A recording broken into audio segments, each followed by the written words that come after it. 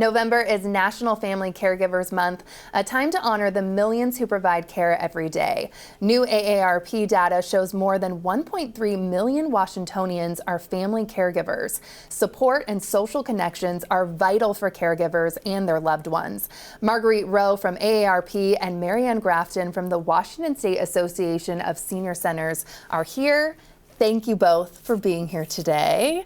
So AARP, I understand, recently released a new report that really sheds light on caregiving.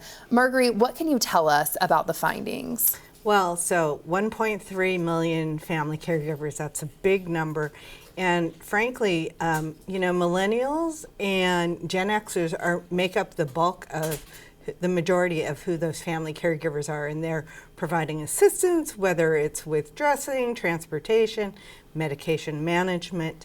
But there's the big news is around the financial impact. Nearly half of all of family caregivers are experiencing some hardship. So whether it's they have stopped saving or they have unpaid bills or paying bills late. And, over a quarter of them have spent down their personal savings. Gosh, yeah, it makes perfect sense. AARP research shows too that caregiving also takes, a physical and emotional toll on those who provide care. What can you tell us there? It's a really big emotional toll. So, over a third of folks feel that if there's a heavy emotional stress, and that has an impact on your physical well-being as well. So about a quarter of family caregivers say that they have fair or poor health. And nearly 2 out of 10 feel like they're alone in this caregiving journey. It makes sense. Marianne, I want to get to you. For viewers who may not be familiar, what exactly is a senior center and what role does that play in our communities? Senior centers are essentially rec centers for older adults that will do programming for people 62 and over, but welcome people of all ages. And so by providing educational, social, recreational, and wellness activities, there are a lot of connection points that can be made within the programming.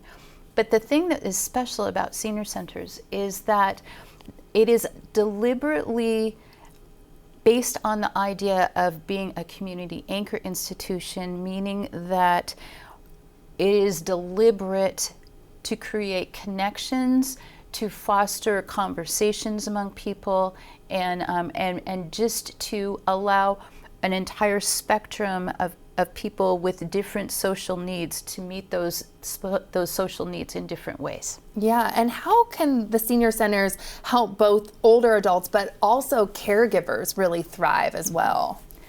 Well, I have seen this so often, and caregiving is one of the toughest jobs I have ever seen firsthand, and the 24-hour nature of it is exceedingly demanding. So at a senior center, although the centers don't offer care, they may offer some specific programming. There's about 170 in the state, and they all operate and offer different programs. You might find powerful tools for caregiving. You might find a dementia cafe. You might find some services for Parkinson's. But overall, you are going to be able to perhaps have your person engaged in maybe a coloring activity while you go to a yoga class. And so the senior center doesn't provide care, but it provides opportunities that are companionate, so that you can either do separate activities or you can do them together. By doing activities together with the person you're taking care of, you also have that chance to meet other people and have your own conversations, and it just gets everybody out of the living room, which is what we are trying to do. Definitely. That's beautiful.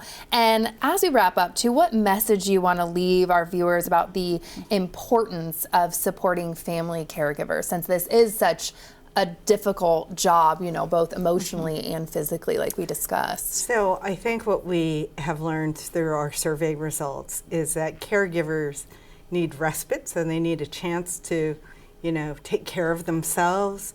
They could use financial support, they could use some workplace flexibility, and more importantly, that mental health support is so critical. And I think that's what senior centers really offer, is that they offer a place for connection and a place just to enjoy, relax, and sometimes get a little information that might help you out in that caregiving journey. Definitely. Marianne, anything too you want to add with just key takeaways?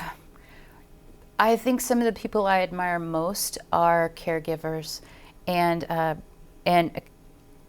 honestly believe that caregivers are angels that walk amongst us.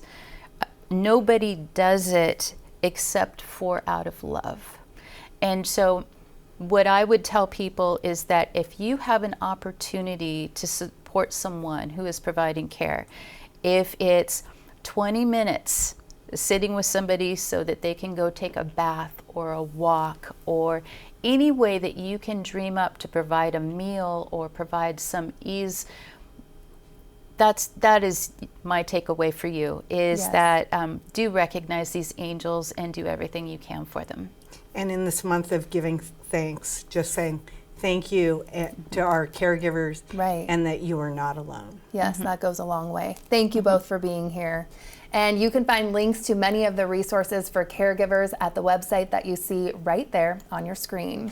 New Day Northwest is sponsored by AARP and VECU.